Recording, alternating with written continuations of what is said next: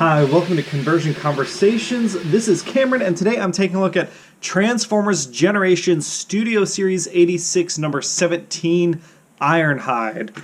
And Ironhide here is a weird toy, and this is going to be a bit of a weird review because I haven't made up my mind on it yet. I played around with him for a little bit. I guess let's talk about the history. Way back in War for Cybertron Siege, we got Ironhide, and you know what? Let's start out. We'll do the comparison. So here is, we'll get rid of the extra bits. Here is the Siege Ironhide. That is the Ironhide in my collection. These two share some similar engineering. I don't think at this point there is any shared molding. This is a new mold.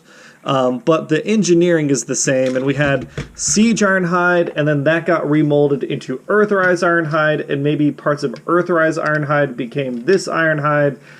It's kind of a mess, but what I find interesting is this was released at a deluxe, so $20. This is a $40 Voyager. As you can see, they're the same size toy.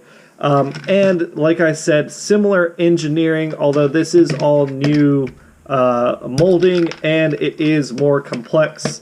We do have Ironhide now studioized, which means that he is as he appeared on the screen, as close to that like classic van mode as possible. I don't love that this was sold as a Voyager when this is a deluxe. I feel like Hasbro has been fairly consistent with their size classes recently, except for the leader class. I feel like the leader class has shrunk down significantly, and now it seems like they're doing the same with Voyager. That being said, this is a more complicated transformation than this figure, and I could see like why the cost increase happened, but I don't know that I buy that this is a $40 toy. That being said, I looked online. This is now a $50 toy if you're trying to get in this specific Ironhide on eBay. So I don't know. Maybe the whole world's gone insane, and this is just, you know, what we're paying for deluxe class figures now. If you want to buy an Ironhide secondhand, a Siege Ironhide, it's apparently like $50 on eBay is what it's been selling for. So this is actually somehow cheaper than this guy. So with that being said, I guess we're going to compare them pretty directly. It is a nice looking van. As you saw in the comparisons, this is a lovely red color. I really like that we don't have clear windshields. Again, if you look, it's much easier to make out Ironhide's head here than when it's transparent blue. That being said, there is a lot of transparent plastic here that will undergo stress due to transformation. I think seeing how this transforms now, I would have preferred if this had all been red plastic, then this color matching would have even been better, because this doesn't match this color and this doesn't quite match this color. Maybe it smooths it out on camera, but in person you can make out red plastic, a slightly different red plastic, and then painted red. But if this was all red plastic and they just painted these windows black, then the head would have been totally hidden, or maybe they painted them blue but they're not transparent, then the head would have been totally hidden, and I'd feel more confident about the durability of this toy. But it does roll around. It is on the bigger side for a deluxe. It's on the smaller side for a Voyager. But yeah, you know, it is what it is. And despite these like little bits of crotch hanging down below, there is plenty of clearance for the wheels here. The other thing I do want to note is the thing I like about this Ironhide is it does have the pegs for all my weapons.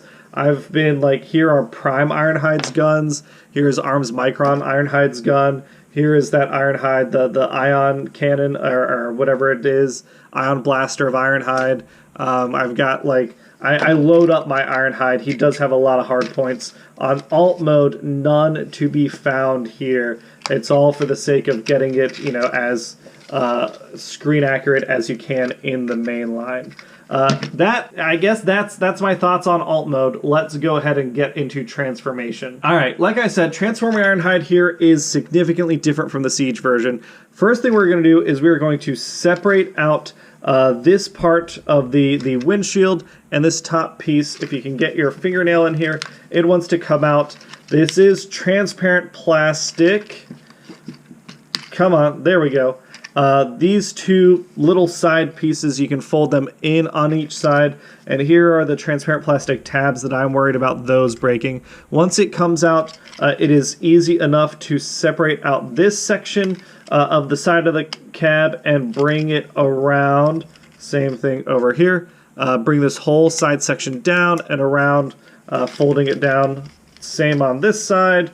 Bring it back and then down, and it is a pretty tight, concise transformation. With this tightly folded, I guess is what I'm trying to say.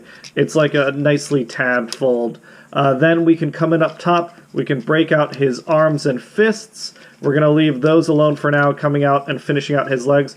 We can split the legs from the back end. There's a tab and a tab. That's what forms out the back of the cab.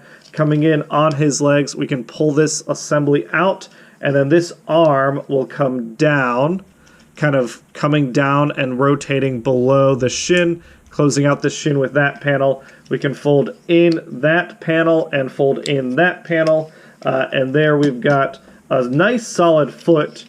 Same thing on this side, pulling the whole, unplugging and pulling the whole assembly down, forming our foot, folding in that panel, folding in, and again, solid Ironhide feet here. With our camera moved up, we can come in up top, and we're going to separate out, or flip out, sorry, the hands, and then separate out his forearms. Moving things out of the way, we will pop up his head, like so. And then we can come in, and we want to disengage the front fender of the van, and with this whole piece down and just this piece, we can spin things around, and bringing down his chest, it locks into the dark gray section. With these side tabs folded in, we fold down his chest, and everything closes up nicely. And then we've got tabs that lock in his shoulders and locking in the back of his fender assembly here. And we've got our Ironhide, and he looks pretty nice and clean. Minimal backpack here. Let's grab him his guns. And here is what he looks like as is out of the packaging. And again, this is a nice looking Ironhide. If you, I feel like the Ironhide toy has kind of been cursed for the standard line, Generations line. I know people have mixed feelings about the original Ironhide toy that came out way back in like the mid-2000s. People were, I liked the Siege toy. I think people didn't like the Siege toy that it wasn't the traditional toy. People didn't like that the Earthrise toy has parts forming. So now they fixed it all with a $45 or $40 deluxe, and it is a nice looking Ironhide. We have a nice painted set of light blue eyes, a good mask, good rotation on the head and neck here. Good on the shoulders. It's all the standard like Earthrise Warforce Arbitron. I do like that we have like this little bit of mechanical detailing when we bring up his arms. Kind of it keeps the sculpt together. Good waist swivel. Complaint here would be I would have loved if this skirt was 3 sections, so we had this middle piece that locked down, and then these side skirt pieces could each kick up as is. If you kick up with one foot, the whole skirt has to come up, which is a little annoying. But good Van Damme splits, thigh swivel, bicep swivel, I think I mentioned that, wrist swivel, 90 degree on the leg, and, you know, good ankle tilt all around. And we can kind of get some forward and backward lean on those ankles, which is nice. If you want him like charging forward, he can actually do that, which is neat. Yeah, it's a nice Ironhide. If this was a deluxe price point, if this was $20, this would have easily been like, hey, everyone should go get this Ironhide. It's so cool that they finally fixed like all the problems with it at the deluxe price point. It's frustrating that they had to take it up a price point to get it to be what fans wanted it to be. But the nice thing is with Studio Series, we do get a background, and I believe this is a newish background. I don't recognize this one. And yeah, my feelings are torn on this guy, right? Ironhide, it's good, it's cool, it's expensive. It's $40 for what, what was a deluxe figure. Now they're just calling it a Voyager out of nowhere. That, to me, frustrates me as a consumer. I also maybe I'm being stubborn, but I don't like that the good Ironhide is the G1 Ironhide.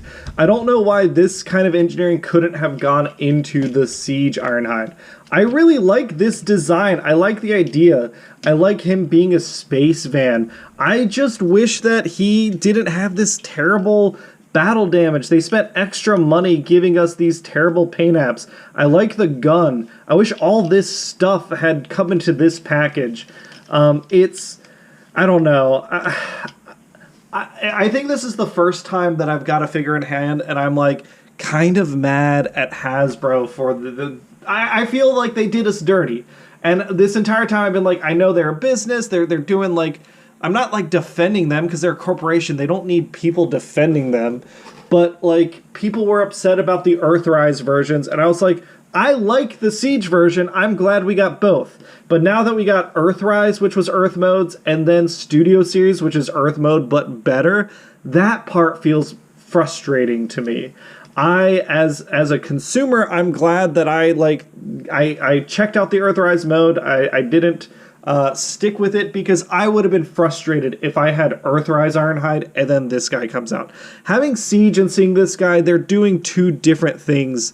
I do wish that like the Siege mode has its pluses. Besides the battle damage, which sucks, I like all the hard points. I've got, 5 guns on this guy. His gun transforms into a hammer and a shield, and there's a port on his back. Like, that is neat. This Ironhide can't equip anything else other than what he's got in his hands, which is a little disappointing. But he does look really good. I mean, this color scheme, the brightness, the vibrancy. The transformation is nice. The only complaint about the transformation is the fact that it is so much transparent plastic. I feel like that's at risk of breaking, but I mean, his guns are neat. Yeah, this is a solid Ironhide, but it's frustrating that it's $40. And it's crazy to me that this is $50 on the aftermarket now. That's crazy. I mean, I guess maybe I'm gonna sell one of these. I don't know. So I went into this video thinking, oh yeah, I'm gonna do my normal thing and I'm gonna give away one, but these are doing two very different things to me. This is a good-looking G1 Ironhide, and this is a neat Ironhide toy that is fun to play with all his bits and pieces. And I don't know. I gotta think how I want to handle that. Maybe I need to go get that the black Ironhide again. I know I looked at that a while ago and I gave it away. I don't know what I'm thinking. We'll figure it out later. Maybe I'll do another video with a giveaway at some point. But do I recommend this toy? That is tough. It is very good. But is it a Voyager? Is it worth $40?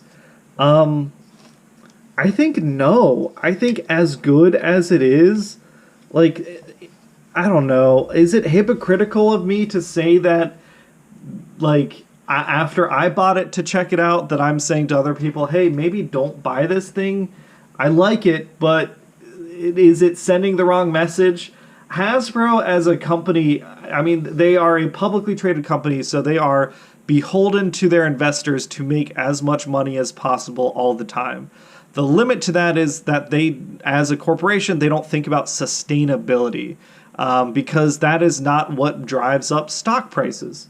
So we're seeing these short-sighted moves in Dungeons and Dragons and the way they want to monetize Dungeons and Dragons, in Magic the Gathering, and these price increases that we're seeing on figures. And I recognize that plastic is made from oil and that is expensive. So yes, inflation has been a thing, and we don't get $5 deluxes anymore. I'm not expecting a $5 deluxe, but a $40 Voyager that's really a deluxe stretches the bank. I think that, I guess if you want an Ironhide, this is the cheap version. But there's also Earthrise. Maybe that's a little cheaper. Or I don't know. This is a tough one. I think I'm rambling at this point. I'm not going to make the video any longer. I guess I'm not doing a giveaway, but just what do you think about these new price points? What do you think about them taking what they called a deluxe and just making it a Voyager? They did add new engineering. I mean, there is a lot of transformation happening in those legs. That's neat. But why couldn't that happen over here for this price? For what this was originally, what, like 20, 25 bucks? Yeah, I don't know. I'd love to hear your thoughts. All right, that's it for today's video. The next one will hopefully be cheerier. This one is, I mean, I'm not mad about it. I'm just like, I don't know, confused. All right.